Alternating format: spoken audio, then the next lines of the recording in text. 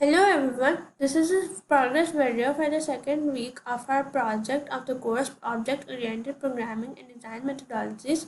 This week I was working on the screens and I managed to create the splash screen, the main menu screen and the gameplay screen and rendered alphabets on the screen. So let's look at the output first.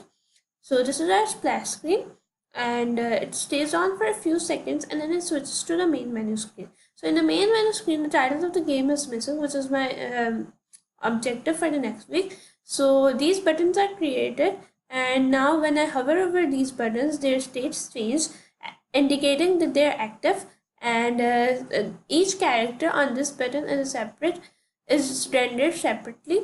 And furthermore, if I click on these buttons, they will change their states again to the clicked state of the button and will move on to the next gameplay screen.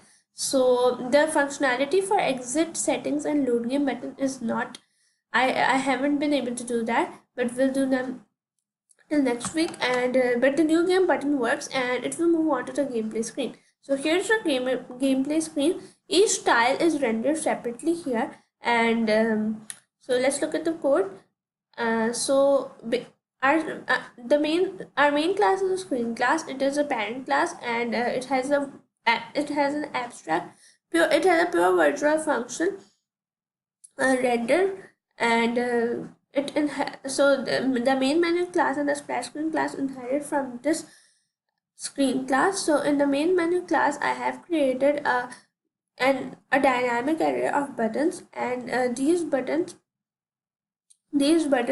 so the dynamic array stores the each button object separately, and then in the button object we have a word, an object of the word, which is rendered within this whenever the button function is called. So and when the word is called, so inside this word class I have an array of characters. This is the array of characters, and then these are some measurements that I set up for the spacing and the alignment of the words.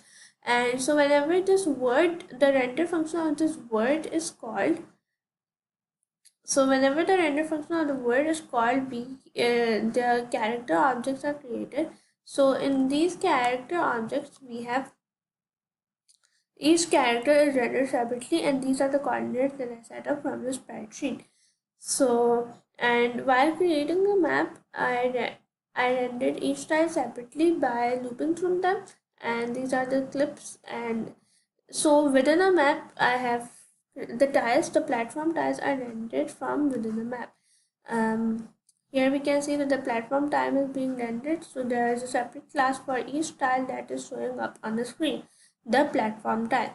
So this is all from from my side. Next week I will be working on other screens, the settings screen and the instruction screen. So that's it.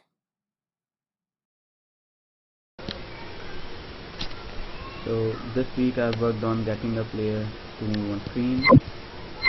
The player can move left or right depending on what key you press. If you press the right arrow key or the D key, the player will move towards the right. If you press the left arrow key or the key A, the player will move towards left. The player can also attack using the left control button.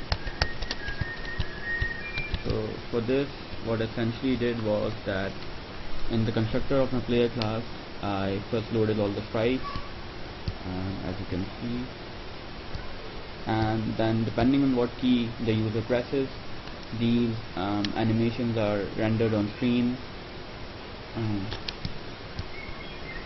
So right now the animation isn't quite perfect as it's really fast, and I need to fix that.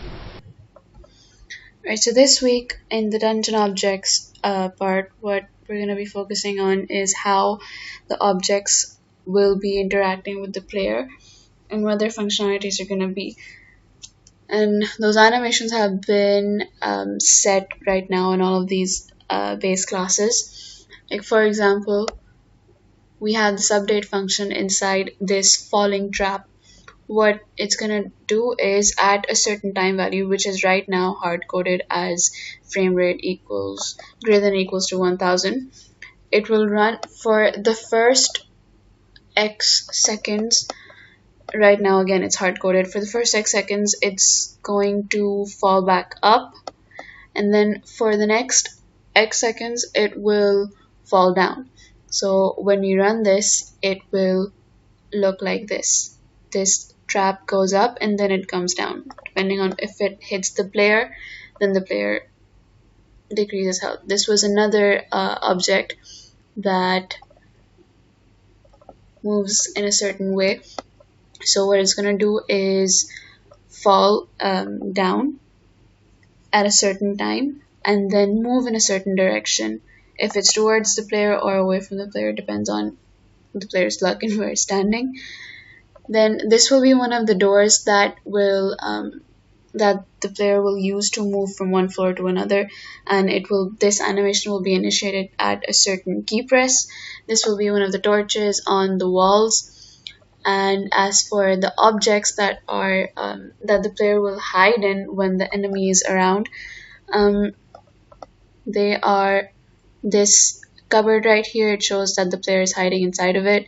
This haystack right here with a certain blinking action, and this danger sign. And how we will make this interact with the player is that right now I know my objects can detect collision.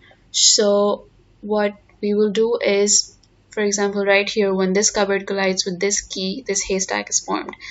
And once it goes out of this frame, the haystack disappears. So that's how we will make sure that once the player is hiding inside of it, it's not rendered outside. And that is how we plan on having our objects interact with the player.